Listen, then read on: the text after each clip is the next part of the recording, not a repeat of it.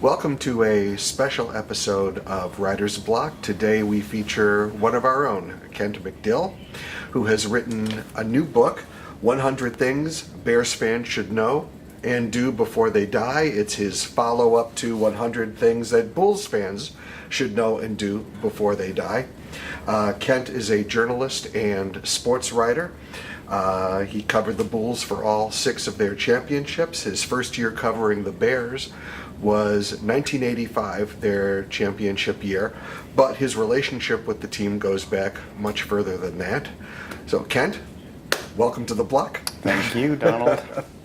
And you're a fan first and a sports writer second, I would assume. When did you become a fan of the Bears? When did they first get on your radar? Moved into the Chicago area in 1967 and moved from Indianapolis, where we didn't have a football team at the time, and had grown up as a basketball fan, but you move into Chicago and you become a Bears fan. The Bears were the team that, with the Bears and the Cubs, were the 2 teams that were really ingrained in Chicago life, and my dad had come to like the NFL, so became a fan then. What was it about the team, the character of the team, or specific players that resonated with you? It all related a lot to my father, but the Bears were known as a hard-working team, and the fact that they had been around for so long, that they were so set in the NFL, was what appealed to my father. And as a youngster, what appealed to my dad appealed to me. And then as I got older, it was a different game. I had never played football, and I enjoyed the physical nature of it, watching it, because it wasn't something that I got to do as a kid. So, like I said, it was something new for me because I had grown up on basketball. So football was a unique sport for me. So before we get to the book, we'll talk about your professional experience with the Bears. You started covering the Bears in 1985. Well, first, your dad must have been thrilled that you were covering his team. Yeah, up to a point. He wanted me to be a lawyer, and when I told him I was going to be a sports writer, he was bitterly disappointed. But when it started to work out, he was a little bit more pleased than that. And the Bears coverage was really exciting. I had spent 5 years in Indianapolis professionally covering college football, Indiana, Purdue, and Notre Dame. And coming to the NFL coverage was entirely different, much more pressure. A bigger stage, and the Bears were already a very, very good team, and they were obviously on the cusp of something great that year. And the city of Chicago was really absorbed in the Bears because they didn't have Michael Jordan yet. And at that point, the last championship team for the Bears was 1963. So it had been a long time since the Bears were as good as they turned out to be. The atmosphere around Soldier Field was just incredible. And as a first-time writer covering professional football for the first time, it was really a great experience. And then, of course, it turned out to be even better as they went on and won the Super Bowl. What are your most vivid memories of covering the Bears that year? Walter Payton turned out to be, besides the fact that he was a tremendous football player and the best, perhaps best ever in terms of effort. Very few people ever put forth the kind of effort he did on a football field. He also turned out to be a pretty great guy. Very pleasant, very funny, liked me for some reason. We got along really well, and he was a real joy to cover. Professional athletes aren't always fun to cover. They have a tendency to have priorities that go against telling their story in the right way. But Walter was always upbeat and always in a good mood. So, we could go down one by one with the players and coaches, but with Mike Ditka, what are your any good Mike Ditka stories, and did you ever run afoul of him, or what was your? I had spent, as I said, I spent 5 years in Indiana covering Bobby Knight at Indiana University, so I had already experienced the worst possible person I could cover in terms of relationship between coach and media. Mike was hit and miss. On the days that he was in a good mood, he was very funny. He attempted to be funnier than he really was. He kind of pushed the envelope a little bit. And on days when he was in a bad mood, he was in a bad mood, and you got one-word answers, and you just sort of dealt with it. His treatment of the media was unique. He saw us sort of as his playthings, and if he had the opportunity to make fun of us, he would. He never really did it to me. I'll tell you that there was a blind reporter in Chicago that worked for National Public Radio, and he was around for a very long time. Right. And Mike used to pick on him all the time, pick on him for being blind. One time he said, "Mike, I see that you've decided to use this player as your starter instead of this other player." And Mike said, "Bob, do you actually say 'I see'? Can you actually say that?" Which I thought was really rude. Everybody else thought it was funny, and that's just kind of Mike didn't see for rude. So Mike being Mike. yeah, exactly. So to the book, 100 Things Bears Fans Should Know and Do Before They Die. The Bears are, if I do my math correctly, 94th season. And They're that's coming up on the century. Yeah, that's a lot of history. Where do you even start with a book like this? The book is, as it says, it's 100 things you need to know, and obviously the Super Bowl team is one of them. And there's many, many things in the book about the Super Bowl team. But the Bears started as a result of George Halas. The NFL started because of George Halas, and really George Halas is the first chapter. And writing about George was took a huge amount of research, and the hard part was sort of separating it all. You could write, obviously there have been entire books written about George, and finding the information that could be separated into separate chapters was a big deal, and I didn't want to miss anything. There was so much. I mean, he was a tremendous athlete. He was a football player. He was a baseball player. He had a huge impact on the Green Bay Packers. There's two examples in the book where he went to Green Bay and made an effort to get the team new investors because the Packers were in financial trouble on several occasions, and he went up there and saved the Green Bay Packers twice because he knew that the Bears needed that rivalry in order to continue to make money themselves. Ditka was the man who had said that George Halas threw nickels around like manhole covers as an indication that he didn't like to spend money, but there were occasions where he did, and finding out that stuff and sort of humanizing Halas a little bit was fun. So, I mean, this is a great book for the new fan or the budding fan. And as you said, people know Halas, they know Ditka, they know Dick Butkus and the rest. What in here might surprise even hardcore fans? Was there something that when you learned about it as something you should know or do, you're like, wow, I was not aware of that. What was the biggest surprise for you? There's a player named Harlan Hill who was a receiver in the 40s, I think, and I knew his name because I've done many stories over the years about the Bears in the Hall of Fame, but finding out exactly who he was and why he made the Hall of Fame was important and interesting information. He still owns Bears receiving records, and that's a name that you go out and ask nearly anybody who Harlan Hill wasn't, and they may be able to tell you he was a Bear, but they wouldn't know any details about him.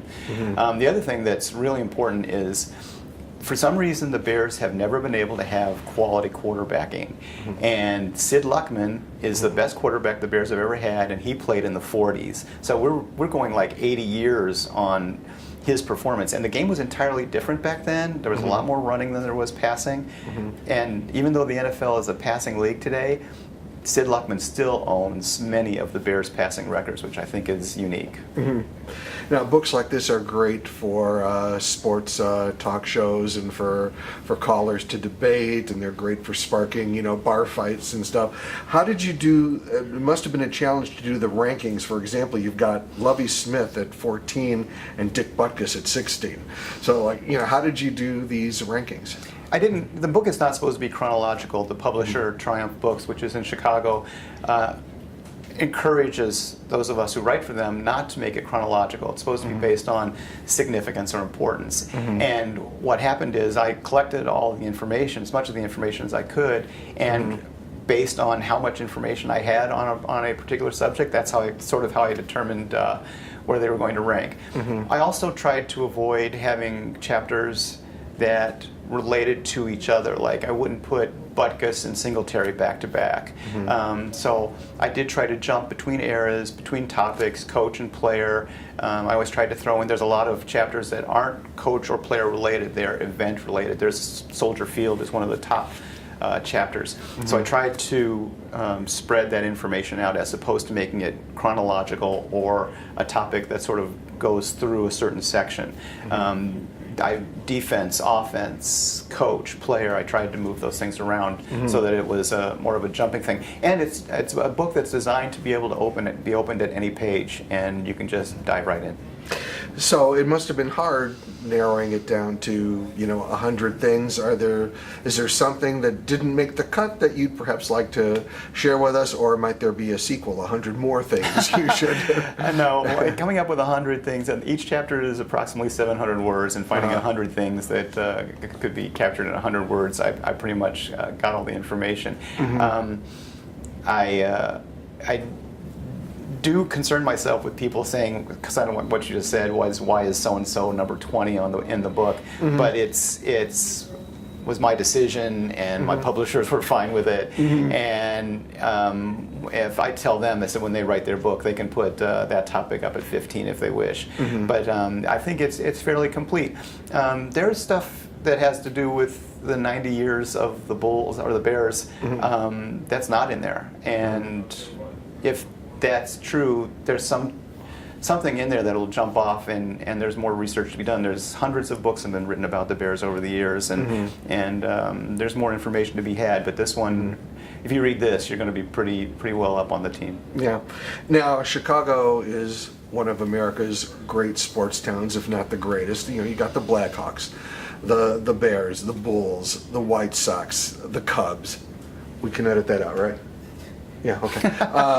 So to be a sports writer in Chicago must be just a great privilege and a challenge. But what's the best thing about being a sports writer in Chicago?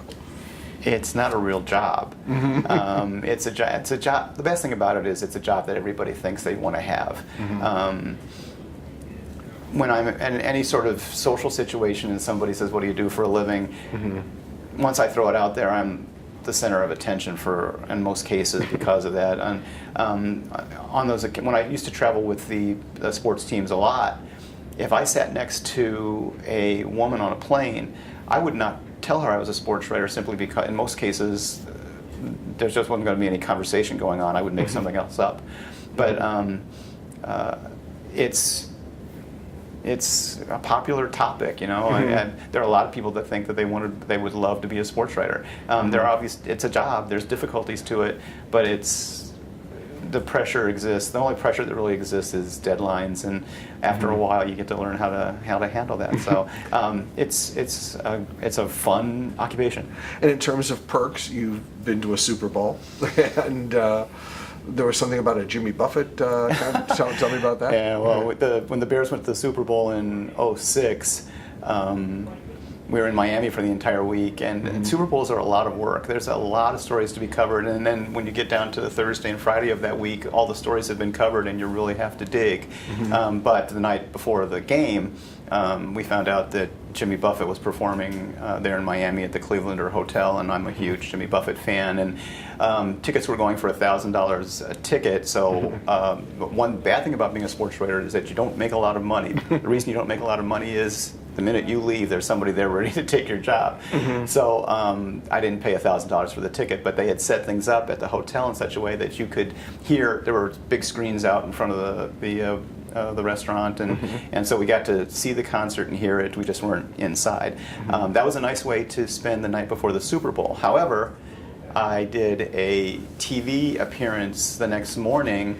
I was supposed to be on the air at 7 a.m. and we were staying in downtown Miami. The football stadium was 45 minutes away by cab, and I had to be there by 6:30 for the TV appearance. So I had a very short night, and then I had to leave and go back to the hotel because the game didn't start until 7 or 8 o'clock that night. So made for a long day, but I got to see Jimmy again, so it's all good. And have to ask, any good Michael Jordan stories? I understand he called your house once. He did. I spent 11 years traveling with Michael and writing the other book. I spent 11 years with the Bulls, and I'm the only writer in Chicago who covered all 6 championship teams. Early on, I had a pretty decent relationship with Michael, and I started covering the team before I got married, and then after I got married, there was a day when I had talked to him one night, I called him the night before, and he didn't answer his phone, and the next morning he called me at 7 in the morning, and it was a weekend, my wife and I were still asleep. My wife answered the phone, and she said, "Hello?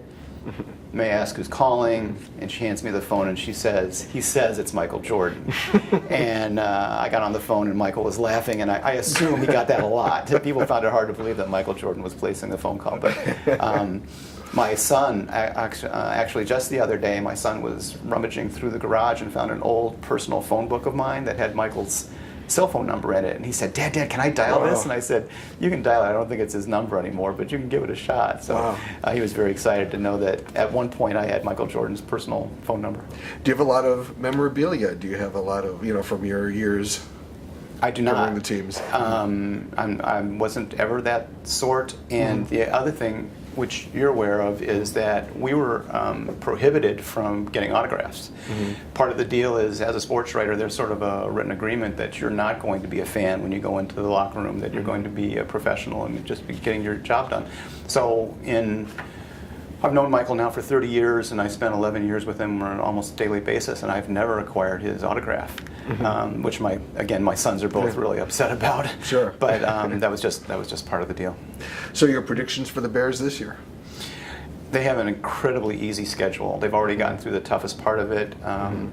They're going to go to the playoffs. I don't know how well they'll do, because I don't think they're that good, and there's much better teams for them to go up against in the conference that they're in.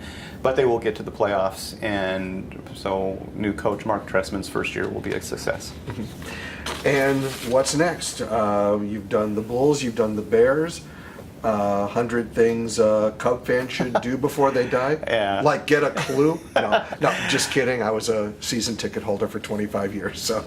I'm under contract actually for 2 more books. Okay. I have a book coming out called Facing Michael Jordan, in which I'm talking to all 50 of the athletes who played against him and what it was like to play against the most competitive basketball player ever. And then Triumph Books has asked me to write a book called If the Walls Could Talk, in which I'm supposed to tell stories about 11 years in the locker room with the Bulls, and 11 years on airplanes with the Bulls, and 11 years in hotels with the Bulls. And so I just have to open up my veins and come up with those stories. Okay. Well, thanks for taking the time to join us on The Block on this very special episode of Writer's Block, and congratulations. Thank you very much. Okay.